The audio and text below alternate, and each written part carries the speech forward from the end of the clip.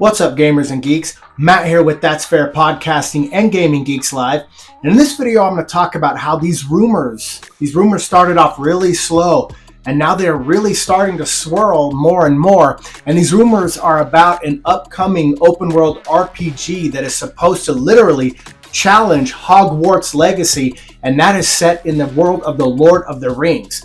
Again, these rumors are heating up more and more. Gamers are beginning to chatter about this a lot more, and as these rumors stir, there is a developer that is linked to this, but again, right now it's only in rumors. But you know as well as I do, the more the rumors go, the more truth starts to come out. So stay tuned.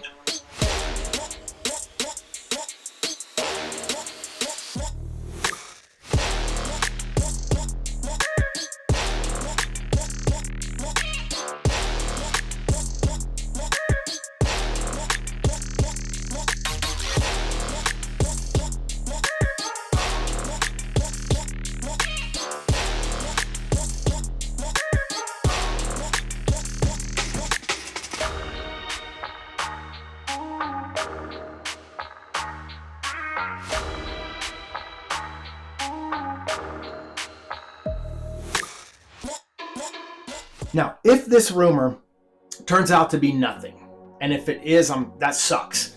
But to me, it is still worth talking about. I mean, come on, an open world RPG set in Middle Earth. I mean, that could be a monstrous game for us gamers, a game that I think we've all been waiting on. But if you are new here, please feel free to subscribe to That's Fair Podcasting or Gaming Geeks Live. Please like my video like you've been doing. You help me in that algorithm and you're helping me grow. And that I sincerely thank you from the bottom of my heart. But if you don't do any of those and you just watch a rumored-filled video on an open world RPG set in Middle Earth, thank you for sticking with me. I sincerely appreciate it.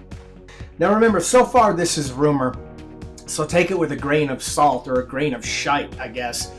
But if it's true, it will be set on the next-gen console, not on current consoles. So before I really get into what we might know about this, guys, this is going to be way out. This is way out on the next-gen console. Xbox might not even have an Xbox by the time it comes out, because if you call it a console war, where's Xbox? But anyway, it doesn't matter. It's so far out that it legitimately could be on the next-gen console. But it is rumored to have a massive world to explore, a major immersive world that's open. It's an open world RPG that we are allowed to explore, possibly with different biomes even that we know of. This is supposed to be, they're saying there could be a map so large that we start off in the peaceful, sunny Shire, and eventually we could find our way into the shadows of Mordor, no pun intended on the previous video game. Abu Dhabi Investment Office, which obviously a Middle Eastern investment office, is rumored to have funded $100 million to the company that's currently working on this, allegedly. It's the only company that we know it's tied to. They're called Embracer Group, and that is the developing company, from what I understand, that is tied to Lord of the Rings games. And yeah, that Middle Eastern company, Abu Dhabi Investment, has allegedly funded $100 million for this open world RPG to be set in Middle Earth. And guys, if this is true, it is a very exciting concept. But again, it's so far down the road, if it is, that again, it's on the next gen consoles. One thing I did read is possible race selections. And obviously you'll have your elves from Rivendell or wherever else. You'll have your dwarves. You'll have your humans. Now what's screwed up is, there's an entire story called The Hobbit, which, I'm not, that name is trademarked. The Hobbit is trademarked, but they're halflings. And I didn't read anywhere where halflings were allowed to be playable. All I read was elves, dwarves, or humans. So kind of makes me wonder why, if we start in the Shire, how the hell are we not a halfling? Now with this game, it's aimed to give you a lived-in feel. That's something else I read. Take that with a grain of salt as well. I'm not sure. But again, Embracer Group is the company And I don't know if, I'd have to look, I don't know if they're behind some of the previous Lord of the Rings games, but that is the company tied to this game being made, and again, backed with $100 million grant from the Middle Eastern group, Abu Dhabi. So, again, all of this is just rumor, all of this is speculation, but again, rumors are heating up, rumors are swirling, and you know as well as I do that history has shown when rumors start to heat up and start to increase, there ends up being truth behind it. Now, there is to be a massive story arc with diverse wildlife interactions, more shite that I've read on it, so, again, I'm not sure how to take that. Now, there's not only a massive story arc to this, but we're supposed to run into a diverse wildlife that we are going to be encountering. So I don't know if they'll be allowed to be hunting in this game. Maybe this game will allow you to do things that Crimson Desert's going to allow us to do, which from the date of this video, we have 10 days. I have that pre-ordered. One of the few pre-orders I do because I don't pre-order, but I'm waiting on Crimson Desert. But hopefully, there could be some hunting in it, but it's supposed to be diverse wildlife that we encounter as well as a large story arc. And it'll, again, third-person RPG and very deep storytelling. So, the sky looks to be the limit on this rumored game. Now, I'm also intrigued about what NPCs we might run into. There's supposed to be, I want to see a lot of deep, loyal NPCs with different types of relationships, not just romantic if possible. Like we're talking strong bonds and friendships.